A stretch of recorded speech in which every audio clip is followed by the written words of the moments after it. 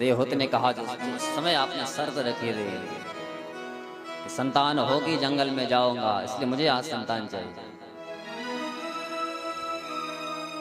उस समय अपनी पत्नी की इच्छा की पूर्ति के लिए कर्दम जी ने एक विमान को प्रकट किया, जिसको हमारे यहाँ कामक विमान नाम दिया है, जो कामनाओं के अनुसार चलता था। और उस विमान में भोग सामग्री उपलब्ध है, बाग वन बने हैं, सरोवर बने हैं।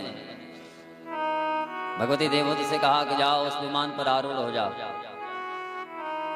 और जैसे ही आरूढ़ हुई वहां सरोवर में डुबकी लगाना चाह रही थी, उस समय उन सरोवरों से हजारों स्त्रियां प्रकट हो गई। हाथ में उबटन लिया है, भगवती देवहूति के शरीर पर उसको मल रहे। स्नान कराया, बाग उपवनों से पुष्प लेकर के आया, भगवती देवहूति का श्रृंगार किया। तब जाकर के कर्दम जी और भगवती देवहूति ने उस विमान पर बैठ करके सैकड़ों वर्ष विहार किया। और कर्दम जी के जीवन में 9 बेटियां, कला, अनसुया, श्रद्धा, हविर्भु, योग्य गति, क्रिया सती, ख्याति, अरुंधति और शांति, 9 बेटियां आई। कर्दम जी को बड़ी आत्म गलाने हुई। मैं तो सोच रहा था एक संतान आएगी जंगल में चला जाऊंगा, यहाँ तो 9 बेटियां आ गई।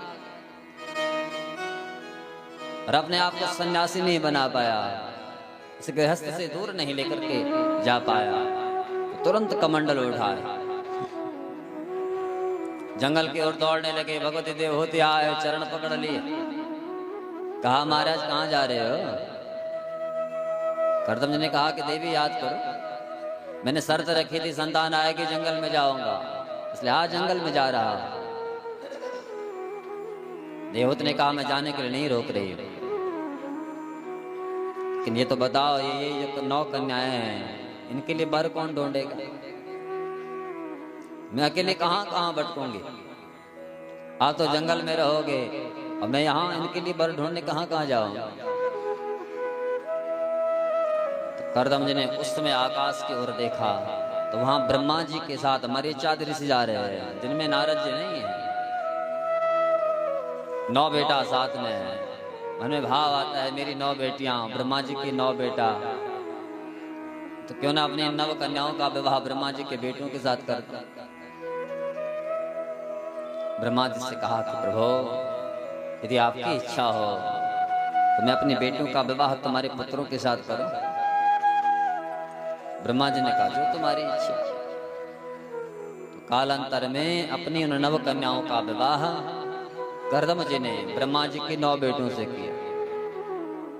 तो सबसे बड़ी जो कला नाम की बेटी थी, उसका विवाह मरीचि ऋषि के साथ में हुआ। अनसुया नाम की जो बेटी थी, उनका विवाह अत्रि ऋषि के साथ में हुआ। श्रद्धा का विवाह अंगिरा के साथ में, हविर्भू का विवाह पुलस्त्य के साथ में, योग्य गति का विवाह पुलह के साथ में, क्रियासती का विवाह यज्ञ के साथ में, ख्याति का विवाह भृगु के साथ में, अरुंधति का विवाह वशिष्ठ जी के साथ में, और शांति का विवाह अथर्व ऋषि के साथ में हुआ। तो 9 बेटों का विवाह किया, फिर हाथ में कमंडल उठाया, फिर चलने लगे। देवहूति ने फिर चरण पकड़, कहा देवी अब क्या होगा? बोले आप तो जंगल में जाओगे, बेटियां ससुराल में, अब मैं यहाँ किसके सहारे रहूंगा? तो कर्दम जी ने कहा फिर चाहते क्या? तब देवहूति कहते हैं कि प्रभु मुझे एक बेटा चाहिए। जब बेटे का नाम सुना तो कर्दम जी के अंदर भाव आता है, मेरे प्रभु ने मुझसे कहा था कि तेरे यहाँ तेरा बेटा बन करके आऊंगा। अरे जिस प्रभु को पाने के लिए जंगल में जा रहा हूं तो मेरे घर में पैदा हो रहा है, तो मेरे घर में प्रकट हो रहा है। तो तुरंत हाथ में उठाया हुआ कमंडल फेंक दिया। तो इंतजार कर रहे हैं बिंदु सरोवर के तट पर, कब भगवान मेरे यहाँ प्रकट होंगे। तो कालांतर में कर्दम जी के द्वारा भगवती देवहूति ने गर्भ धारण किया। और सुंदर मंगल मुहूर्त में भगवती देवहूति की गर्भ गुहा से भगवान कपिल बनकर के प्रकट हुए। बोले कपिल देव भगवान की। करदम जी को पता लगा कि मेरा प्रभु आ गया। पूजा की थाल लेकर के प्रसूति का गृह में पहुंच गए। वहां जाकर के भगवान को देखा, खूब स्तुति गाए और अपनी स्तुति में भगवान से कहते हैं कि प्रभु मैंने आपको पहचान लिया। भगवान ने कहा कौन हो? तो करदम जी कहते हैं कि परम प्रधानम पुरुषम महांतम कालम कविम त्रिवृतम लोकपालम आत्मानुभूत्यानुगत प्रपंच स्वच्छंद शक्तिम कपिलम प्रपद्ये। कहा प्रभु परम प्रधानम पुरुषम महांतम, आप तो वो हैं जो इस प्रकृति से परे रहते हैं, जिनके आदि का पता नहीं, जिनके मध्य का पता नहीं, जिनके अंत का पता नहीं, आद्यंत से परे रहने वाला वो परमात्मा त्रिगुणातीत है। अब तो वो है। भगवान ने कहा पहचान लिया? बोले हाँ। तो बोले अब क्या चाहते हो? करदम जी ने कहा आपने लीन होना चाहता हूं। भगवान ने कहा कि करदम जी आपने जो पुण्यार्जन किया था उसका फल ये है कि मैं तुम्हारे यहाँ तुम्हारा बेटा बन करके आ गया। और यदि तुमको मुझ में लीन होना है तो फिर घर बार त्यागो, एकांत में बैठो, खूब भजन करो। करदम जी ने कहा कि वो मैं तो कब का जा रहा था, लेकिन ये देवभूति जाने भी तो नहीं दे रही है। जब जब जाने लगा इसने चरण पकड़ लिए। भगवान ने कहा आप चिंता मत करो, माँ के जीवन में मैं आ गया हूं, इसलिए आप भजन करो।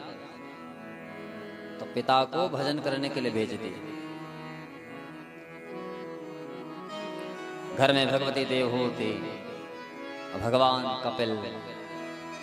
एक बार ब्रह्मा आदि देवताओं के द्वारा पता लगा भगवती देवहूति को कि मेरे यहाँ जो बेटा आया है वो तो साक्षात भगवान है, और मैं तो उसको बेटा समझ रही हूँ, सामान्य सा पुत्र समझ रही है। तो ब्रह्म भाव लेकर के भगवान के पास में आया। तो भगवान से कहा कि प्रभु मेरी कुछ जानने की जिज्ञासा है। भगवान ने कहा कि माँ क्या जानना चाहती है?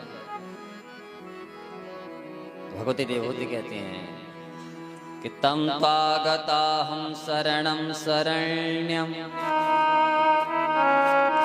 स्वभृत्य संसार तरो कुठारम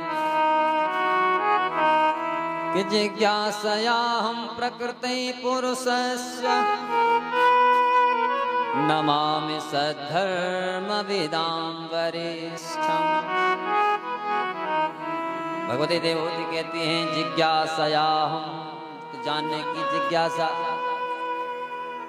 क्या जानना चाहते हो? बोले प्रकृति पुरुषस्य, प्रकृति और पुरुष में क्या अंतर है, प्रकृति और पुरुष में क्या भेद है? भगवान ने कहा कि मां तो वेदांतियों की भाषा बोल रही है, तेरे अंदर इतना ज्ञान कैसे आ गया? प्रकृति और पुरुष को जानना चाहती है। कहा कि मां इसके लिए आपको एक मार्ग पकड़ना पड़ेगा। कौन सा? योग आध्यात्मिक पुंसा मतो निश्रेयसाय में। योग आध्यात्म का मार्ग पकड़ ले, तेरा उद्धार हो जाएगा।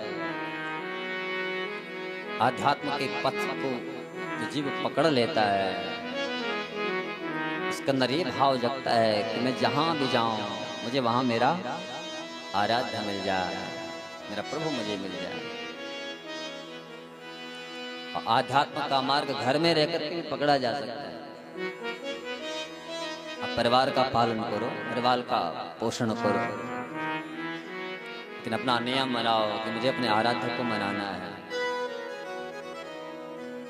जब नियम बन जाएगा तो एक क्षण ऐसा आएगा इसके बिना रह नहीं पाओगे। गोपियों की वही तो स्थिति थी।